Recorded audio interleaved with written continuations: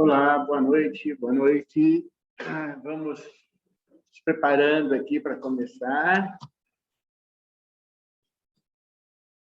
Vamos só me ajeitar aqui.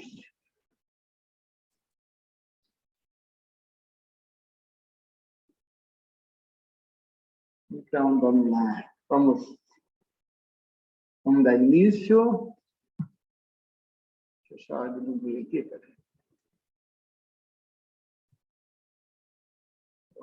Pronto.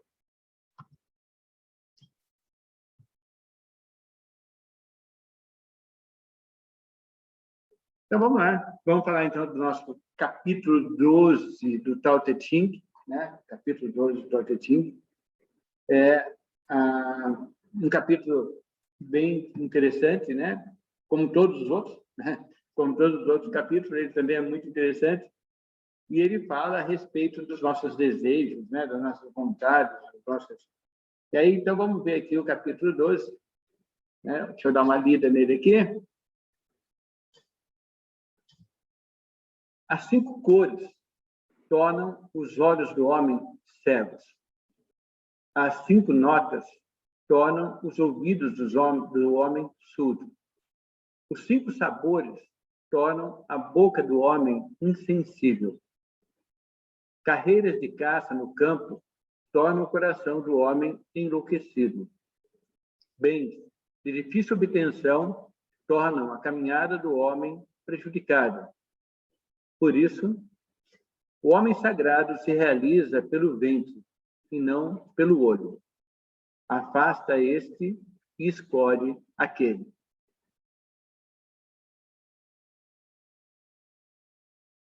As 5 cores tornam os olhos do homem cego. As 5 notas tornam os ouvidos do homem surdos.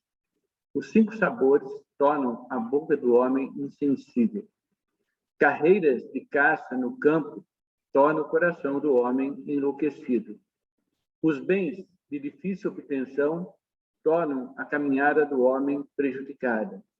Por isso, o homem sagrado se realiza pelo ventre e não pelo olho. Assim, afasta este e escolhe aquele.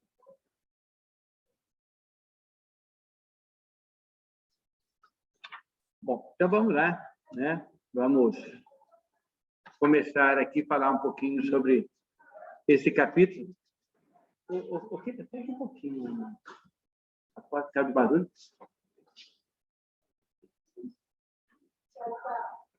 Então vamos começar aqui falando as 5 cores tornam os olhos do homem cegos, as 5 notas tornam os ouvidos do homem surdo, os 5 sabores tornam a boca do homem insensível.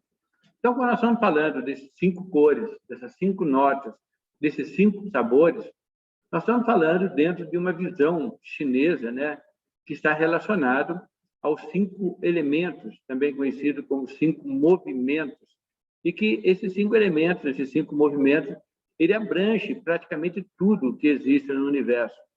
Então, quando ele fala de 5 cores, quando ele fala de 5 notas, quando ele fala de 5 sabores, ele está falando de todas as cores.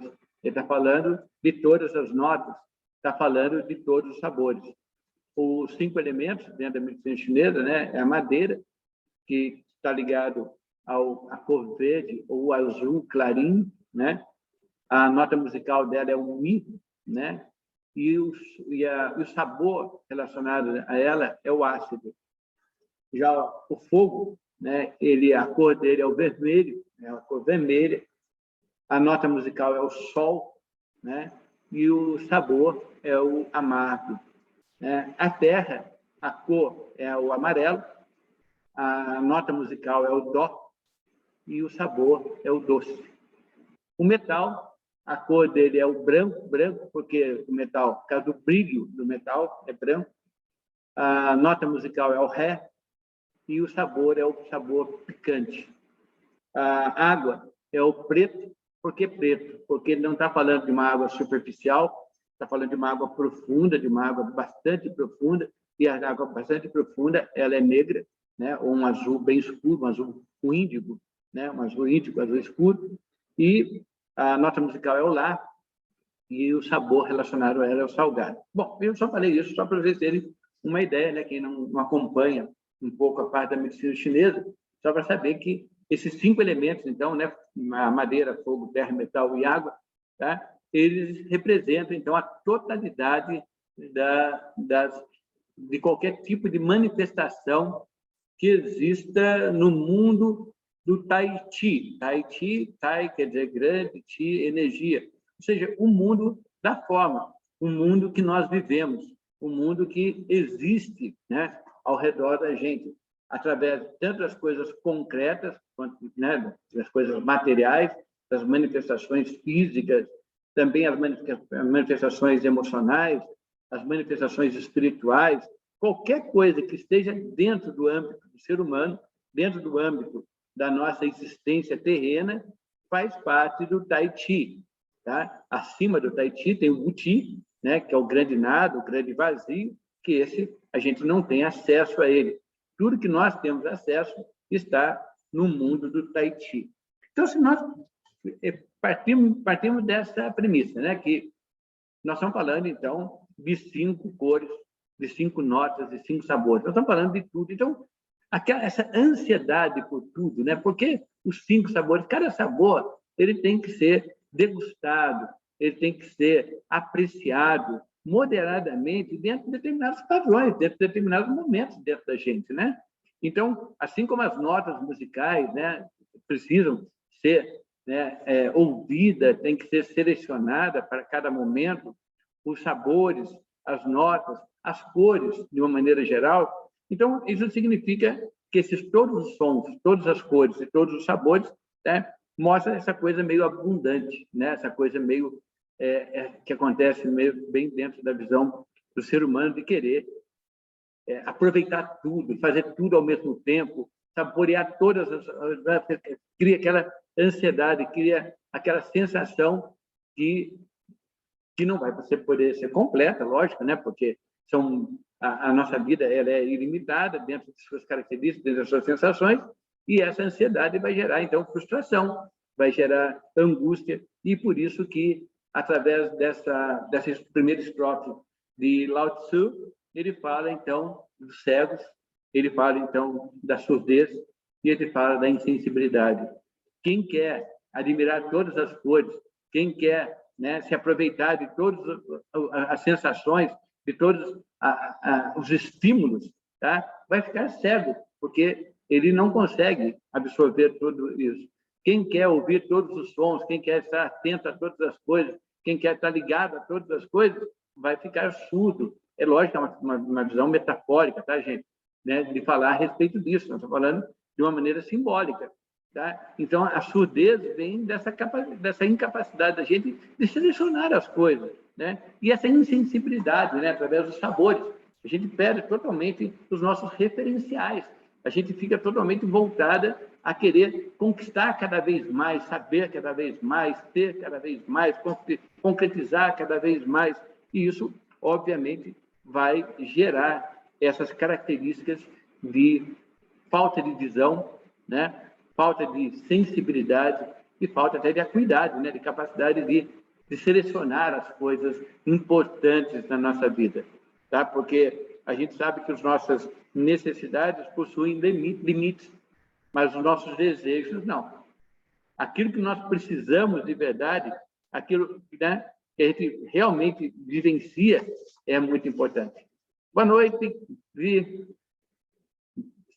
Ah, tá dando eco aqui? Uai. Por que será que está dando eco? Deixa eu ver. Rita, eu acho que a Rita precisa desligar o celular dela. A Rita está de corpo presente, então pode ser que seja isso. Né? Ah, não, o Rafael disse para ele está normal. Mas tá bom, mas é bom, a gente vai descobrir. É que eu estou dentro da sala fechada, então pode ser isso também, que está dando um pouco de eco aqui, mas a gente já vai consertar isso rapidinho. Obrigado por ter me avisado. Então, automaticamente, né, esses sabores, essas cores, essas notas, essa necessidade, faz isso. Então, porque as nossas necessidades, como eu estava falando, elas são muito limitadas. Aquilo que eu preciso para poder ser feliz, aquilo que eu preciso para poder estar pleno, aquilo que eu preciso para poder concretizar as minhas né, a minha própria existência, são muito pouco em relação aos desejos, né? A gente sempre quer conquistar mais, quer saber mais, quer ter, tanto na parte material, né, na parte material, na parte financeira, quanto também na nossa intelectualidade, na nossa espiritualidade. Tem gente que fica, né, aquela angústia, né, de querer cada vez mais, de querer concretizar cada vez mais. A gente vai falar um pouquinho mais disso daqui a pouquinho.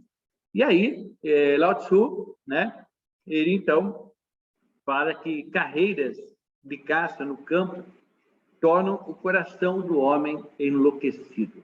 Então, carreiras de caça no campo tornam o coração do homem enlouquecido. O que será que ele está querendo passar com essa ideia, né? Então, vamos primeiro falar o que é coração. Coração dentro da visão chinesa, né? O coração dentro da visão chinesa, ele representa a consciência. O coração dentro da visão chinesa representa a nossa mente, né? Então, nossa consciência, a nossa mente. Então, um coração enlouquecido, né, por essas aventuras, por essas carreiras de caça, né, pode se tornar o quê? Corrupto por uma ambição, né, corrupto por necessidades. Tá? Então, as atividades, né, físicas representam essa vivacidade. Então, é importante que a gente tenha, né, bastante atividade, que a gente tenha, que a gente se exercite. Mas quando essas carreiras de caça que ele comenta aqui, o que era muito comum, né? É o que a gente vê nos esportes, é o que a gente vê, né, nas competições, de uma maneira geral. E a carreira de caça, a gente sabe, sempre é alguém tentando ter vantagem sobre outro alguém, né? Alguém tentando concretizar mais. E aí, aquele que sai vencedor nessas carreiras de caça, muitas vezes pode se tornar bastante orgulhoso. Aquele que sai perdedor, né, pode, né, o orgulhoso ou eufórico, né? Aquele que sai perdedor pode ficar depressivo, pode ficar angustiado. E muitas vezes, nessas carreiras, né, a gente simplesmente percebe que ela não trouxe nada, né, de importante para a gente, não trouxe nada de... Eu acho que se abrir um pouco a porta agora, que já não tem mais ninguém, eu acho que para um pouquinho o eco também, né? Então, esse sentimento de disputa, né, pode desestruturar a gente. Porque a gente percebe hoje em dia que as pessoas elas estão disputando o tempo todo, né? Disputando conhecimento, disputando verdade, disputando opiniões, ao invés de ouvir as várias possibilidades, as várias opiniões que as pessoas possam ter, né? Há essa necessidade de querer, né, o tempo todo,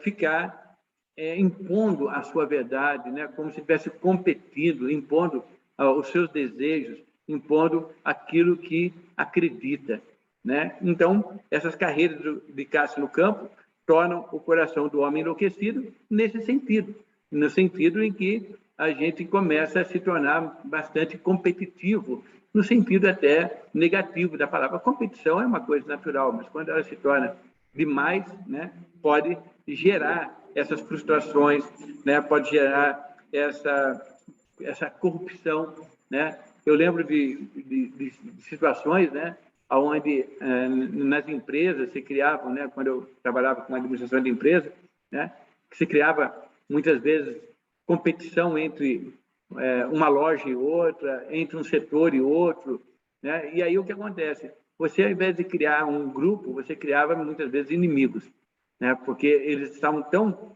interessados em superar, em concretizar aquela noite da pizza, né? Quem fosse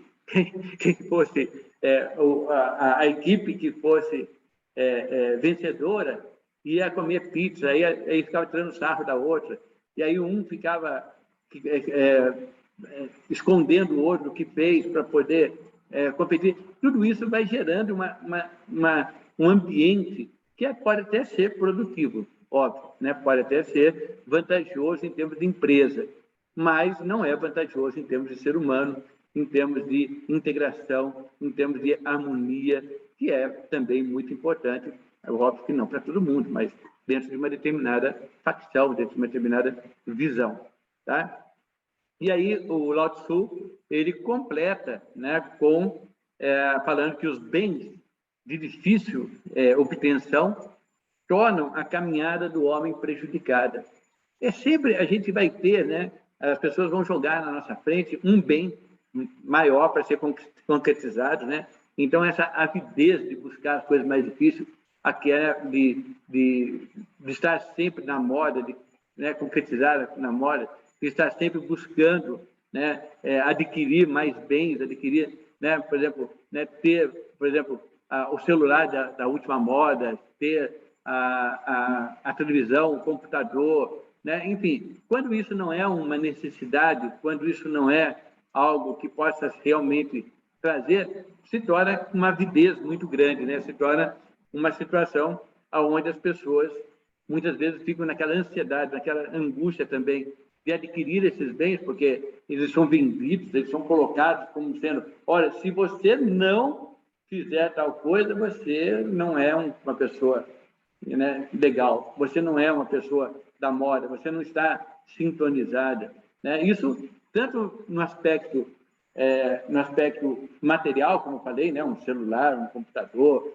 um carro, né, uma roupa, qualquer coisa relacionada a isso, como também das informações, né? Porque hoje em dia existe também bens de aquisição, né? As pessoas começam a hipervalorizar, né, os seus conhecimentos, as suas coisas, querendo sobretaxar isso de uma maneira que faz com que as pessoas se tornem, né, extremamente assim, né? Até hoje mesmo eu estava atendendo uma cliente e ela estava falando a respeito de, não, olha, advogado, para mim, eu só vou procurar os advogados mais caros, porque eles são os mais honestos. Eu falei, nossa, de onde ela tirou essa relação que o advogado mais caro é o mais honesto? Aí eu falei, mas por que você acha isso? Óbvio, né? Eu só fiz uma pergunta sempre para tentar desvendar um pouco. Por que você acha isso? Aí ela falou assim, porque ele vai querer sempre fazer o melhor. Não é, teoricamente isso funciona. Mas será que isso na prática também é assim? Né? Então, muitas vezes, esses bens que podem vir através, muitas vezes, também de algumas, até mesmo de grupos, né, místicos, grupos religiosos, que procuram criar um monte de complicação para a pessoa poder, né, atingir níveis cada vez mais elevados, né?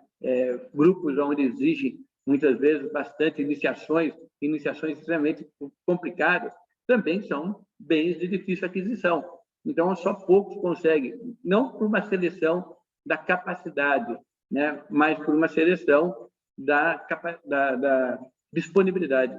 Eu lembro que, quando eu voltei da Argentina, né, eu já era mestre Reiki, né, e aí, aqui no Brasil, né, quando eu saí do Brasil, não tinha muito, o Reiki ainda não era muito conhecido. Na Argentina ele era muito forte, ele era muito, né, já era uma técnica bastante difundida. E quando eu voltei para o Brasil, aí sim, o Reiki aqui estava estourando, né? Para você fazer um curso de Reiki 1, era 200, 300 dólares. O Reiki 2 era 700, 800 dólares. O Reiki 3 de 2.000, 3.000 dólares. É uma loucura, né? E aí eu cheguei, né, no meio dessa situação toda, e aí um amigo meu, né, um amigo querido, né, ele falou, nossa, Paulo, eu já fiz o Reiki 1, já fiz o Reiki 2, agora surgiu a oportunidade para eu fazer um mestrado, e eu estou vendendo um carro para poder fazer um mestrado. Eu falei, como é que é? Porque tá. Aí ele falou, né, 3.000 dólares, 2.000 dólares. Eu falei, nossa, tudo isso? Ele falou, é. Eu falei, o seguinte, vamos fazer o seguinte, venda a sua bicicleta que eu te dou o Reiki 3. Pelo valor da sua bicicleta, eu te dou o Reiki 3. Porque as pessoas não selecionavam as pessoas, né? Aquelas pessoas que queriam fazer Reiki pela capacidade, pela integridade delas, pela motivação que elas tinham com relação ao Reiki. Era uma forma de você adquirir poder, né? E só quem tivesse muito dinheiro, né, naquela época, né, muito dinheiro, isso não foi em 92, mais ou menos, 91, 92, quem tivesse muito dinheiro é que podia ser reikiano. Quem não pudesse, quer dizer, então não era uma coisa para ser para todas as pessoas. Hoje em dia, os cursos de Reiki, né, tirando esses que são pela internet, gente, por favor, vamos fugir disso, tá? Mas os presenciais, eles são reis hoje que tá, é 200, 300 reais, 400, o nível 1, nível 2, sabe? O nível 3 um pouquinho mais pelo tempo de duração, mas sempre dentro de uma característica onde é possível ser executado sem gerar essa angústia daquelas que não conseguem, sem gerar aquela sensação, sabe, de vitória só porque eu tenho dinheiro, mas eu não preciso me preocupar, eu não preciso me dedicar, apenas eu vou lá e pago e acabou, né? Então, é um valor extremamente alto. Então, os bens de difícil aquisição tornam a caminhada do homem prejudicada. Por quê? Porque faz com que as pessoas não vejam os valores reais, elas veem o valor que os outros dão para aquilo, né? Então, não é uma coisa, por exemplo, né, aquela velha história que a gente fala, né? O que adianta você ter ouro, que é uma coisa de um valor muito grande, porque é difícil a aquisição, se você não tiver como utilizá-lo para poder sobreviver, para comprar sua comida, para comprar água, para comprar alguma coisa. Então, aquele ouro vai ser só um peso na sua vida, vai ser só alguma coisa a mais para você carregar e que não vai trazer nenhum benefício. Agora, é óbvio, se você estiver num lugar onde você possa negociar com esse ouro, tá? E você fazendo isso de maneira consciente, ele pode ter algum valor, mas o valor dele é relativo à nossa necessidade, né? É óbvio que quem tem mais vai se sentir mais poderoso, aquela coisa toda, mas, em compensação, muitas vezes, né, pode se sentir mais escravizado. É o que acontece muito, né? A gente vê muito isso, que muitas vezes as pessoas estão ganhando 2, 3 mil reais por mês e têm uma vida normal, né? Com as suas dificuldades, com as suas necessidades, que muitas vezes não são totalmente atendidas. Necessidade não, seus desejos, né, não são totalmente atendidos, né? Que necessidade muitas vezes até consegue, mas os desejos não. E aí ela vai e recebe uma promoção e vai para 5 mil, 10 mil reais por mês, quer dizer, duplica ou triplica o valor que recebia, e aí você fala, nossa, agora essa pessoa vai estar bem. Não, ela começa a criar um estilo de vida totalmente diferente daquele que ela tinha, e aquele dinheiro, em alguns meses, né, apenas poucos meses, vão trazer para ela uma sensação de plenitude. E depois ela vai começar, porque ela começa a aumentar os gastos, ela começa a aumentar os desejos, começa a aumentar as vontades, e aí aquele dinheiro já se torna pouco, de novo, para ela, ou insuficiente para ela realizar todos os seus desejos. Então, quanto mais a gente vai fazendo, se a gente não tiver, como vai ser dito agora, daqui a pouco, na próxima estrofe, um cuidado muito grande com isso, tá? A gente nunca vai se sentir satisfeito, a gente nunca vai se sentir pleno. É óbvio que é importante a gente buscar, né, ganhar mais, ter mais condições, né? Quanto mais a gente puder adquirir, é muito bom, porque a gente vai poder compartilhar melhor, a gente vai poder, mas sem que isso se torne uma coisa meio de escravidão, né? Da gente se sentir totalmente preso a essa necessidade, a essa latência, a essa angústia, né? Que os desejos geram em nós, né? O que os desejos formam em nós. Então, esses bens de difícil obtenção normalmente vai tornar essa caminhada do homem bem prejudicada, porque ele vai se sentir nunca satisfeito, né? Nunca pleno. E aí ele vem, né, com uma outra frase que eu acho muito bacana. Por isso, o homem sagrado, olha, presta atenção nisso que é muito legal. Por isso, o homem sagrado se realiza pelo ventre e não pelo olho. Assim, afasta este e acolhe aquele. Vou falar de novo, hein? Por isso, o homem sagrado se realiza pelo ventre e não pelo olho. Assim, afasta este e acolhe aquele. Ventre é o local, né, de onde surge a vida. É o local onde nós somos gerados. É o local onde está depositado, onde a gente recebe o nosso Ding-Ti inato, nossa energia vital, nossa essência vital, né? A importância do ventre é a importância da onde você veio, da onde você nasceu. Então, hoje em dia, as pessoas estão muito muito dificuldade para trabalhar essa coisa do gerar, né, do criar. E aí, com isso, a vida se torna muito monótona, muito sem sentido. Então, ventre é o lugar onde a vida é gerada. E o olho, tá? Que é uma coisa importantíssima, né? Um órgão importantíssimo dentro de nós, está ligado a fígado, está ligado a vesícula biliar, fígado por causa do planejamento, vesícula biliar por causa das tomadas de decisões. Então, o olho faz aquele sentido do ser humano que faz o ser humano tentar, né, observar, tentar compreender a diversidade que existe ao lado dele. É através da visão que a gente pode, né, criar também a nossa compreensão ou as nossas ambições. Tem uma frase que eu costumo usar muito, que eu costumo dizer assim: por que por favor, gente, entenda que é apenas uma metáfora, tá? Não é uma visão real, tá? Por que as pessoas roubam, né? Por que existe o roubo? Aí nós poderíamos entrar com um monte de explicações, né, filosóficas, né, explicações antropológicas, explicações, enfim, psicológicas, aí podia falar, né, econômicas, é claro. Mas existe um fator bem interessante de como que a pessoa consegue roubar. É porque ela enxerga, é porque ela vê. Enxergar no sentido de criar um desejo, criar uma vontade de olhar a coisa do outro e falar: eu quero aquilo para mim, eu quero aquilo para o meu... que faça parte da minha vida. Então, a pessoa começa a olhar, então o olho tem essa visão, né? Essa possibilidade. Ficou legal, né? O olho tem uma visão. Gostou, Bruno? Essa é legal, hein, Bruno? O olho tem uma visão. Tá vendo? Então, o olho tem uma visão muito interessante, né?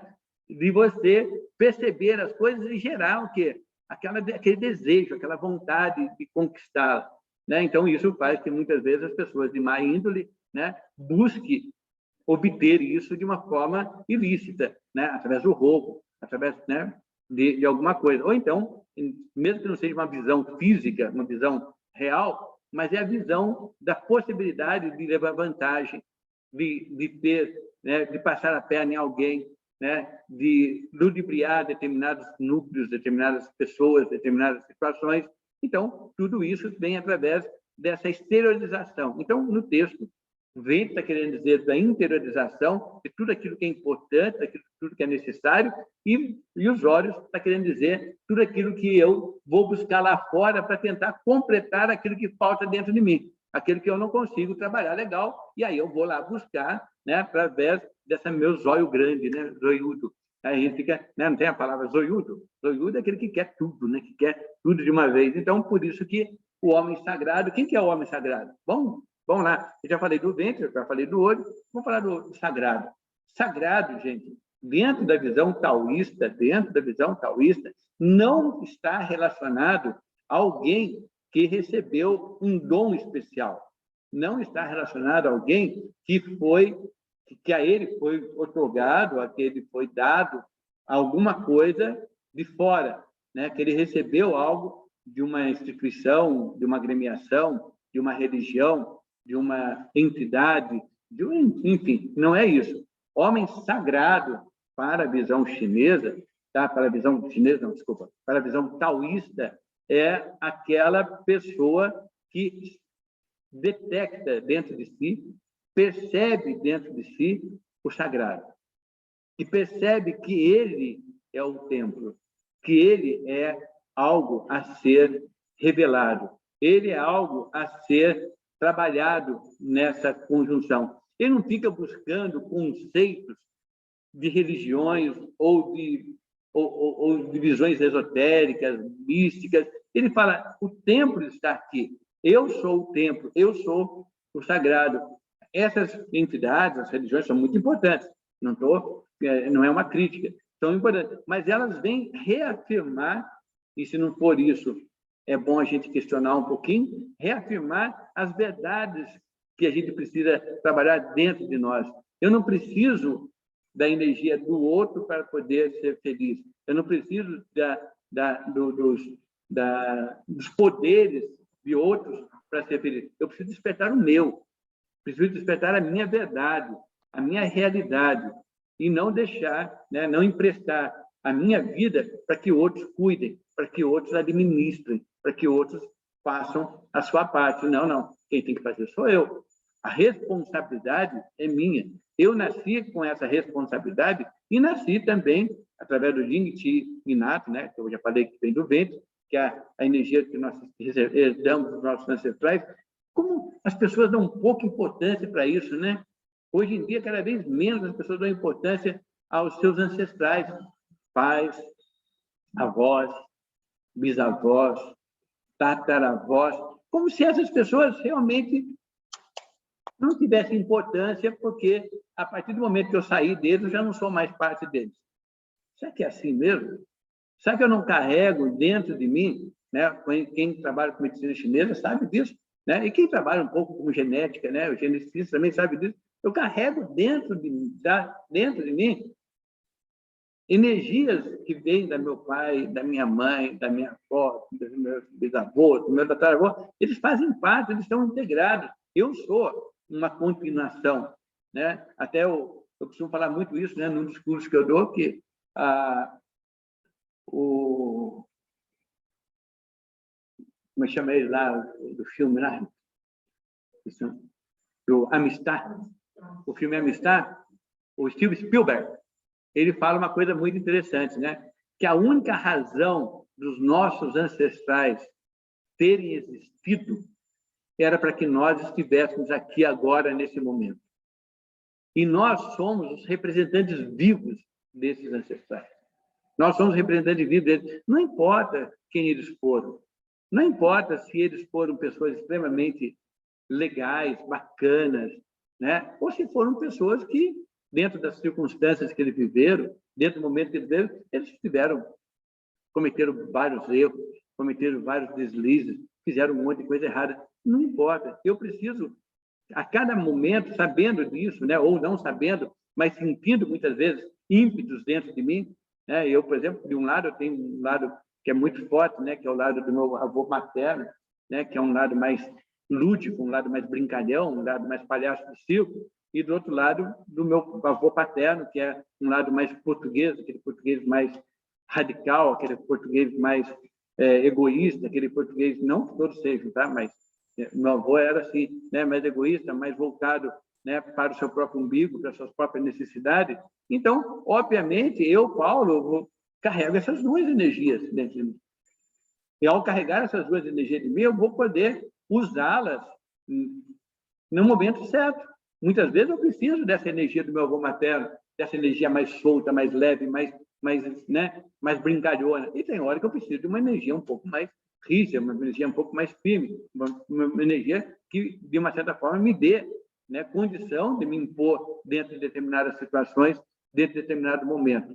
Então, quando a gente fala desse se realizar pelo ventre, é isso, a gente perceber toda a importância que nós carregamos dentro de nós, toda a importância que nós recebemos de todos os nossos ancestrais, reconhecendo eles, valorizando eles de uma maneira muito aberta, de uma maneira muito ampla, tá? E, ao mesmo tempo, tá? Fazendo isso, percebendo que eu passo a ser, a partir de agora, né? Porque, por exemplo, já não tenho mais pai, não tenho mãe, né? Eu sou o último, eu só estou criando agora os meus descendentes, né? Os meus ancestrais quase que já foram todos, né? Então, automaticamente, eu sou o quê? Eu sou representante dos meus ancestrais para poder ser exemplo para os meus descendentes. E qual é o exemplo que eu quero dar para eles? Qual é a verdade que eu quero passar para eles?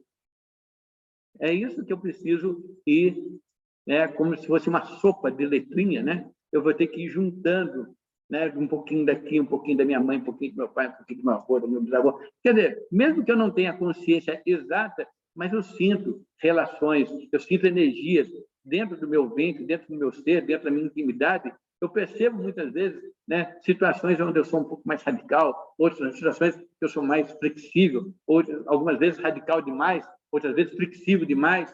Então, tudo isso vai fazendo com que eu vá montando o meu calendário, montando a minha estrutura, montando a minha verdade, e não pelos olhos. Porque pelos olhos eu vou sempre ficar vendo o que tem na frente, o que tem além, o que eu posso conquistar, o que eu posso conseguir. Então, eu fico muito voltado para aquela coisa, né, de querer, vamos dizer assim, dominar o que está fora.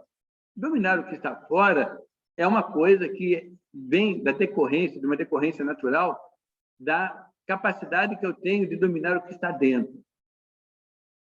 Eu lembro que uma vez conversando com o Cheng, né, conversando, que eu digo assim, a gente dentro de um grupo de debate, de estudo como o nosso aqui, né, ele falou para a gente o seguinte: gente, vocês não estão conseguindo dominar o corpo de vocês, vocês querem dominar a alma? Vocês querem dominar o espírito? Cuide do seu corpo, cuide da sua matéria.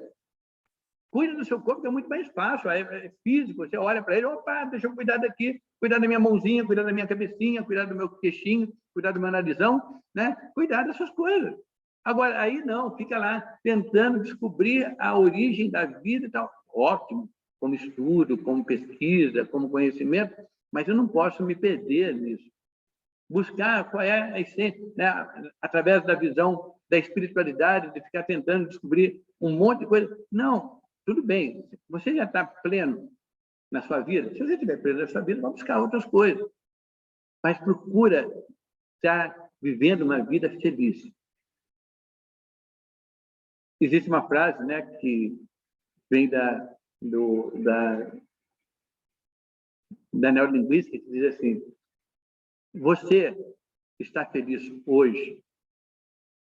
Você se sente pleno hoje? Você está se sentindo participante da vida hoje? Se não, se você não conseguiu responder a essas perguntas de uma maneira afirmativa, muda, altera, porque alguma coisa está errada na sua vida.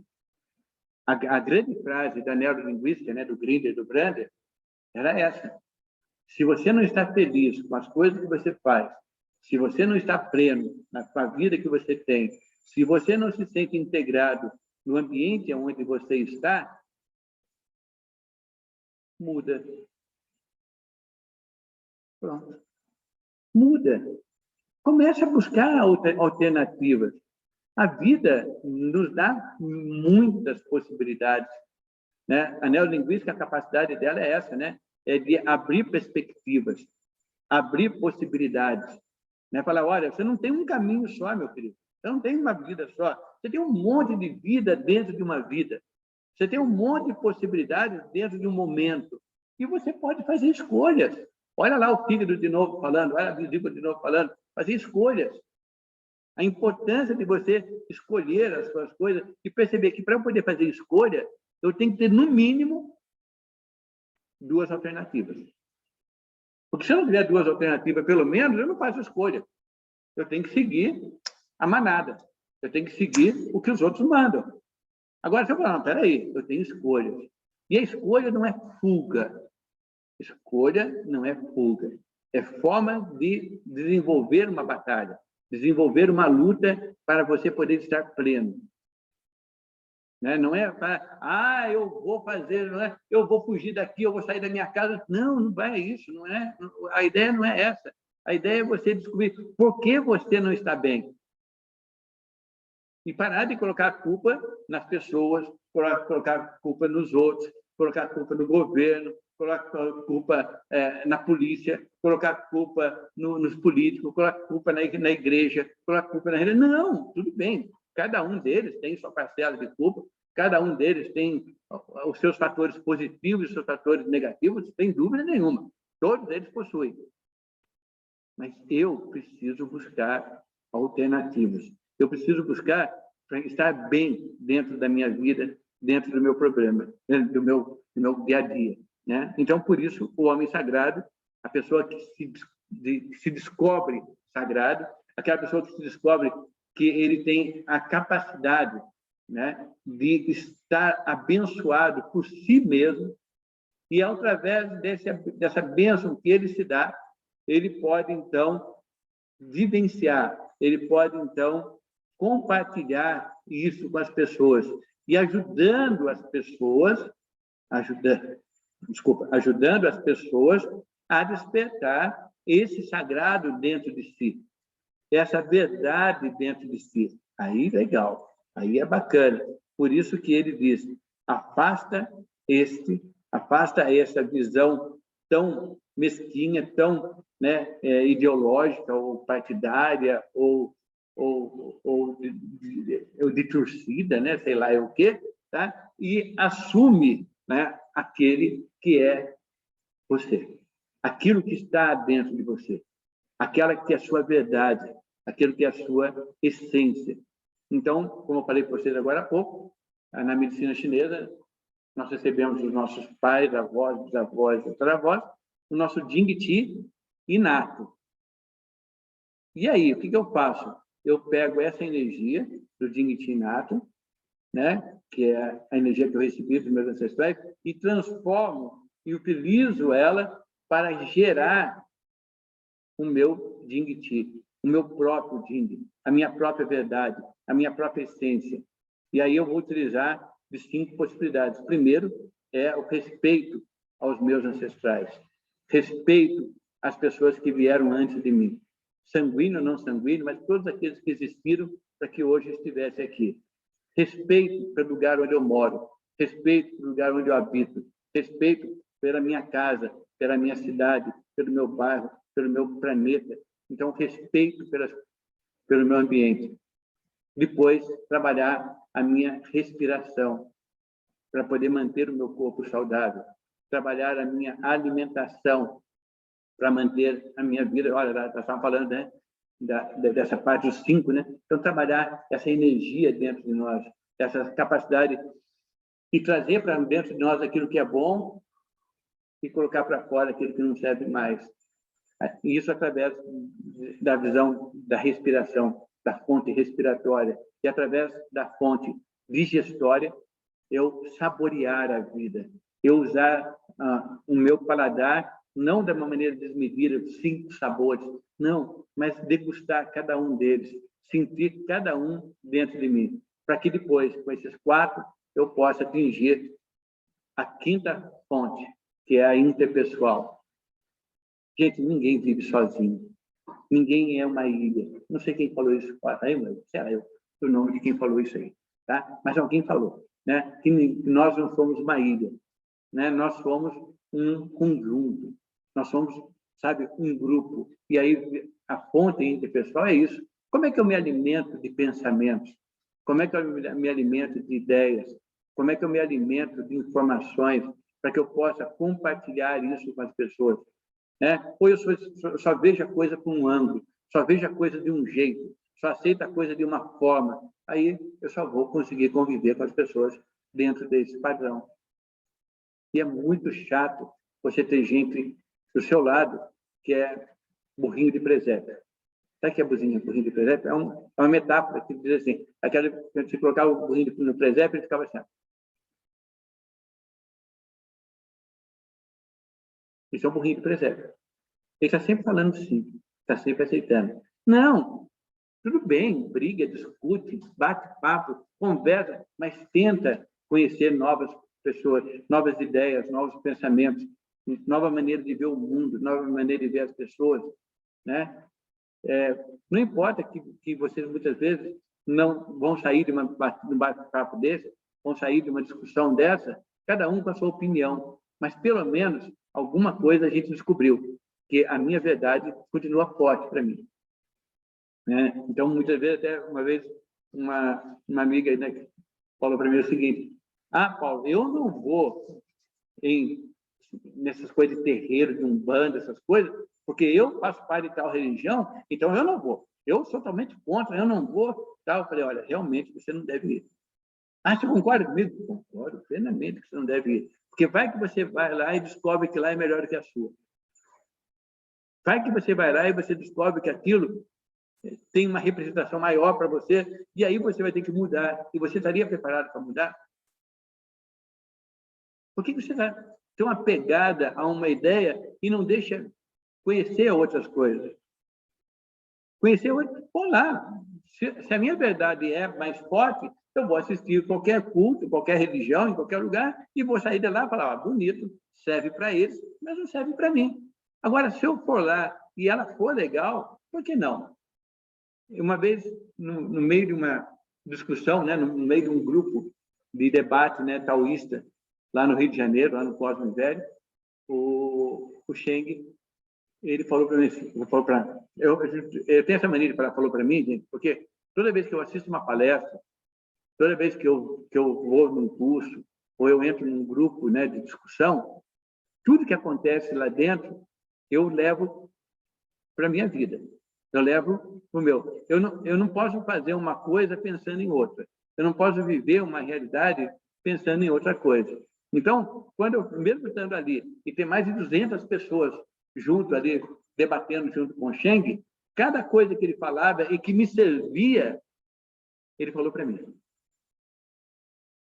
Tem mais de 200 pessoas que ouviram, mas aquilo foi para mim.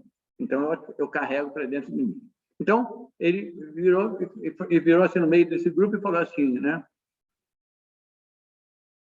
Vocês, aqui no nosso grupo, ele é gratuito, né? Vocês não pagam nada, né, para poder participar das nossas reuniões.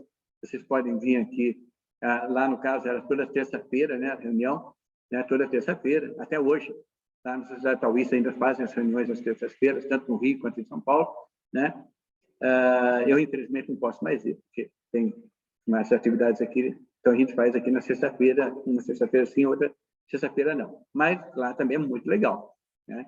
Tem o Hamilton, tem o como é que chama o outro lá, Rita? Deu branco aqui. O Hamilton, Canalonga, né? Que é o Wagner Canalonga.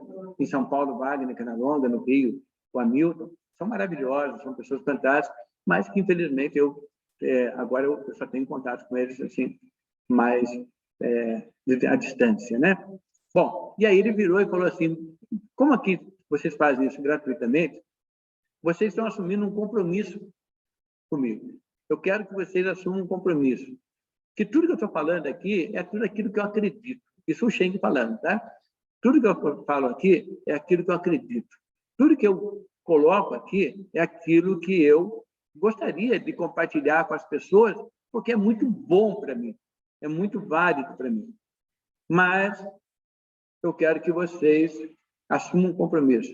Se um dia vocês forem para um outro grupo qualquer, vocês forem assistir uma outra reunião qualquer e descobrir que existe alguma coisa mais interessante, mais forte, vocês têm a obrigação de me convidar para ir, porque eu quero conhecer. Porque não é porque hoje eu sou mestre taoísta que eu vou precisar morrer mestre taoísta. Mas morreu mestre taoísta, né? Mas não precisa morrer mestre taoísta. Eu posso, se eu perceber algo que possa trazer para mim, ou trazer para a minha vida algo mais, eu estou preparado para a mudança. Eu estou preparado para abrir mão de tudo aquilo que eu já estudei, tudo aquilo que eu já fiz, para poder iniciar um trabalho novo. Se aquilo realmente for, tiver um eco dentro de mim, tiver uma verdade dentro de mim. Então, muitas vezes, isso para mim foi muito forte, né? Do Cheng ter falado, porque eu falei, nossa, olha só, um cara com a postura, na posição que ele está, ele se coloca à disposição para poder conhecer coisas novas.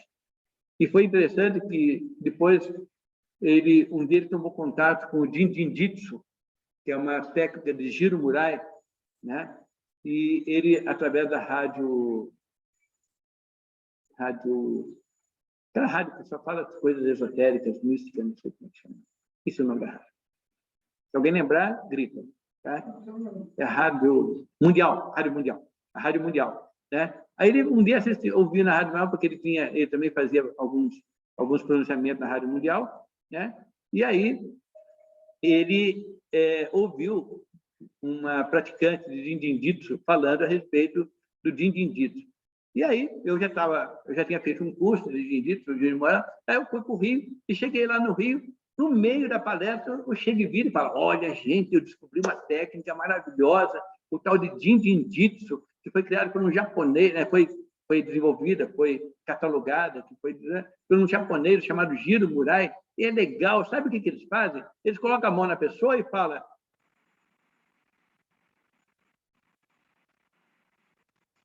Pronto. Ele coloca a mão aí. Pronto. Ele não fala nada, não tem o que falar. Ele apenas deixa que a energia flua, que a energia aconteça, que a verdade apareça. E ele ficou fascinado com isso. Eu depois, assim, mais 2 ou 3 reuniões com ele falando disso. Chega, você fez curso e ele falou, não, não precisa. Porque quando ele falou, eu falei, nossa, eu consigo fazer isso, sabe o que é isso? Pronto. Coloca a mão e deixa acontecer. Naturalmente, tranquilamente, né? E aí, depois, né, ele veio a conhecer outras técnicas, né? A gente foi falando para ele de outras situações, e ele, então, aí, ele começou a se deslumbrar também com o reiki e com outras técnicas, mas é porque ele era um chinês carioca, né? E muito fechado dentro do tempo, então a gente levava algumas novidadezinhas para ele lá. Então, isso é muito importante, gente, porque eu acho que quando muitas vezes a gente está na nossa busca espiritual, muitas vezes a gente abre mão das coisas materiais. E as coisas materiais são importantes. E na nossa busca material, a gente muitas vezes abre mão das coisas espirituais, que também são importantes. Então, tem uma frase que eu peguei de um livro, que eu não sei, esqueci o nome do autor aqui agora, né? Se alguém souber o nome desse autor, pode falar. Ele diz o seguinte: o profano só conhece os meios, ignora o fim. O místico só conhece o fim e despreza os meios. O sábio alcança os fins através dos meios. Repetindo, o profano só conhece os meios e ignora o fim. O místico só conhece o fim e despreza os meios. O sábio alcança os fins através dos meios. Traduzindo isso, ele está querendo dizer que a pessoa profana, aquele que não descobriu o sagrado dentro de si, esse autor, eu esqueci o nome dele agora, ele estava fazendo a interpretação do capítulo 12, tá? Ele estava fazendo a interpretação do capítulo 12, mas não lembro do nome dele agora. Está dizendo que a pessoa, o profano, quem que é? Todo profano é aquela pessoa que ainda não encontrou o sagrado dentro de si. Então, ele é o profano. Ele só conhece os meios, ele só conhece as coisas concretas, as coisas materiais, as coisas que ele consegue manipular, tá? E ignora o fim, ou seja, a realidade verdadeira, a realidade suprema, a realidade, né, mais espiritual, a realidade mais transcendente. O místico, por outro lado, muitas vezes, esse místico de carteirinha, místico de banca de jornal, esse místico, né, que agora não é mais banca de jornal, agora é místico de internet, né? O místico da internet, ele só conhece o fim. Ele fica buscando, esperando que a nave espacial venha buscar ele, que uma luz dourada venha sobre a cabeça dele. Ele fica sempre aguardando alguma coisa muito estrondorosa, alguma coisa muito mística para poder, e ele despreza o meio. Eu estava um dia dando uma aula de meditação, e aí, na hora que eu pedi para as pessoas, né, que estavam deitadas, né, olha, deite agora, né, solte seus braços ao longo do corpo. Aí eu vi um monte de gente com a mãozinha assim, né? Eu falei, por que está com a mãozinha assim? Eu pego a energia do céu. Eu falei, não, vira. Pega a energia da terra, porque você ainda é humano. Você precisa da energia da terra para poder transcender. Você precisa da energia material para poder... Então, muitas vezes o místico, ele despreza o fim, só conhece o fim e despreza os meios, despreza a parte física, a parte material, e ela é tão importante uma com a outra. E aí vem o sábio, ou seja, o sábio seria o sagrado, que alcança os fins, ou seja, atinge a iluminação, atinge a plenitude, atinge através dos meios, através do seu próprio corpo, da sua própria essência, da sua própria verdade, da sua própria capacidade de manipular, de gerenciar as coisas ao seu redor. Eu acho bacana essa frase desse cara. Eu vou tentar descobrir o nome dele aqui, né? Mas é bem interessante. Tá? Então, nessa frase dele aqui, né? Por isso o homem sagrado se realiza pelo ventre e não pelo olho, ele busca a realização através de tudo aquilo que é importante, tudo aquilo que é necessário, né? Nós temos 3 elementos vitais que nós temos que manter, né, bem trabalhado dentro de nós, que é a nossa consciência, a nossa energia, né, que é o nosso Ti, e o nosso corpo físico. Nossa consciência é a nossa verdade maior, a verdade mais, que deveria ser a nossa verdade mais transcendental, né? A nossa energia é aquilo que nos dá a capacidade para estarmos vivos, para estarmos aqui, de cuidarmos das coisas, né? Então, tem gente que se preocupa em ter muito conhecimento, né? Abraçar muita informação, mas não tem energia de vida, sabe? Energia de sair, de se expor, de colocar a cara a tapa, de aceitar a negação, de aceitar a aprovação, de aceitar o que a vida tem para nos oferecer, né? E outro, a energia do nosso corpo físico. Gente, essa é a nossa casa, essa é a nossa estrutura. A única coisa que a gente não pode abandonar enquanto encarnado é o nosso corpo físico. Depois, sim, aí ele vai para algum lugar que eu não sei o que quer, nem tem interesse agora em discutir isso. Mas enquanto nós somos matéria, enquanto nós somos corpo físico, dedos, articulações, sangue, músculo, tudo isso, nós temos que estar atentos a isso. Faz parte dessa nossa consciência, tá? Deixa eu ver se tem alguma coisa legalzinha aqui. Deixa eu ver.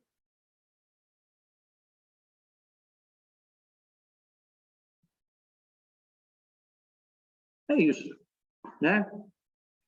Então, esse texto, né, que fala assim, as 5 cores tornam os olhos do homem cego, as 5 notas tornam os ouvidos do homem surdo, os 5 sabores tornam a boca do homem insensível, carreiras de caça no campo tornam o coração do homem enlouquecido, os bens de difícil obtenção tornam a caminhada do homem prejudicada.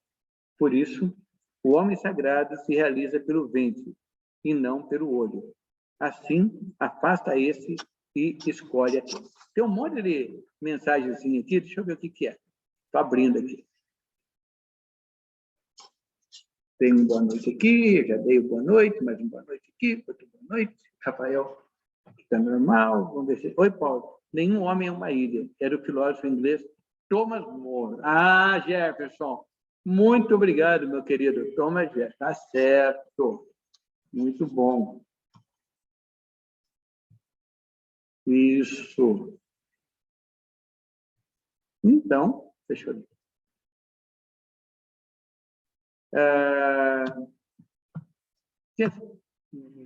Ninguém quer falar nada, ninguém está todo mundo quieto. Que coisa. Ó, tá, tem até a gente amoitadinha ali, ó, que gostoso, ó, deitadinho, ó. Ah, que bom. Ah, eu. Minha amiga, oh, que vida boa, hein? Essa é a vida que eu pedi a Deus, viu? Oh, que coisa boa, né? E aí, me contem alguma coisa, se alguém tem alguma coisa para... Tudo certo por aqui, Paulo. Sem perguntas hoje. Ah, rapaz. Então tá bom, meu querido amigo. Rafael, ô menino, gosto de você, rapaz. Você não imagina quanto. Bruno, Jefferson, Viviane, Lucinéia. Tem Bruno. Tem 2 Bruno aqui. Não sei se é Bruno, mas tem um Bruno. Tem mais um Bruno. Estamos com 2 Brunos aqui. Mas está muito bom, gente. Então tá. Já que tudo que foi dito, e tudo que não foi dito ficou calado, né? Então a gente pode... Tá? Aqui eu estou com a Rita hoje, aqui, olha, aqui na minha frente, aqui, acompanhando ao vivo e a cores, né? Ela quase não fica aqui, então hoje ela veio fazer uma coisa diferente, né? Aí tem um outro aqui, Bruno, estou com problema no meu microfone, não consigo falar. Só parece que é... Nossa, muito obrigado, muito obrigado. Muito obrigado, viu? Olha, eu estou muito contente, gente, da gente poder estar fazendo esses encontros, tá? a internet nos dá essa possibilidade, né? Hoje eu já estou aqui, viu, Jefferson? Eu já estou aqui no presencial já. A Rita também está aqui. Quem quiser vir no presencial, eu vou estar todo o grupo, eu vou estar aqui no presencial, mas vou continuar mandando para todo mundo, como a gente está fazendo sempre, tá bom? E quem quiser vir aqui, né, para compartilhar esse momento assim, ao vivo e a cores, nós vamos estar aqui, tá bom? Então, está tendo assim, eu estou aqui na clínica agora, não estou ficando mais na minha casa, aí eu aproveito e fico aqui. Eu gosto mais de fazer daqui. Mesmo que ninguém venha, não há necessidade, porque venha quem se sentir disposto a vir, mas é porque a energia aqui eu gosto muito dessa energia aqui da clínica. Tá? Está em Belo Horizonte, coisa boa. Nossa, está viajando mesmo, muito bom, Jefferson. É o Jefferson que está em Belo Horizonte? Não, tá, entendi. Não é o Jefferson. Mas olha, então, mas, tá, agora eu sei quem que é. Tá bom. Gente, não importa, nós vamos manter sempre, né, esse grupinho nosso aqui juntinho. Tá bom? Um abraço para vocês, tá? Um beijo no coração de cada um de vocês, tá? Beijo no coração pode, tá, gente? Por favor, viu? Não pega Covid, tá? Beijo no coração não tem Covid. Ele é autoimune, não tem problema nenhum. Vocês podem dar beijo no coração à vontade. Bom? Um abraço, queridos, e até sexta-feira que vem.